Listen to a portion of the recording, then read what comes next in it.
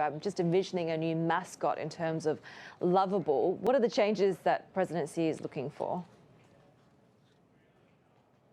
Well, it's certainly this change in rhetoric is likely to lead to some pretty significant raised eyebrows across capitals in the West, but also in this part of the world as well. You would imagine President Xi telling Communist Party leaders he wants China to make friends extensively and to expand its circle of friends. How lovely. He added that China should be open and confident, but also modest and humble. And I think you would be hard-pressed to find anyone in the halls of power in London or Canberra or Brussels who would agree that China is currently showing itself to be modest and humble. But it is quite the change then, of course, from this wolf warrior diplomacy that we've seen under President Xi Jinping that really took its grip in the last 12 to 24 months, and the actions as well that China's taken against any who are seen to be crossing those red lines for Beijing. So you've seen trade measures put in place, of course, notably against Australia, but also Canada, travel bans, fiery diplomatic protests, and some pretty strong language in state media. Why are they doing it now? Because wolf warrior diplomacy arguably is not working very well.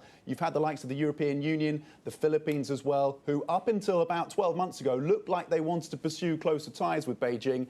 That now doesn't seem to be on the agenda either for Manila or Brussels, partly, you could argue, as a result of some of this diplomatic fire and brimstone from Beijing. Also, President Biden, successfully building out some of his alliances and rebuilding those alliances with US friends. And also, China's image globally has taken a bit of a hit as a result of the pandemic, and that's been shown in some Pew research as well. So whether or not this rhetoric changes into material policy changes is something that people are going to be watching quite closely. Yeah, let's talk a little bit about the pandemic. How close is China on reaching herd immunity, given that their vaccine rollout is accelerating, right?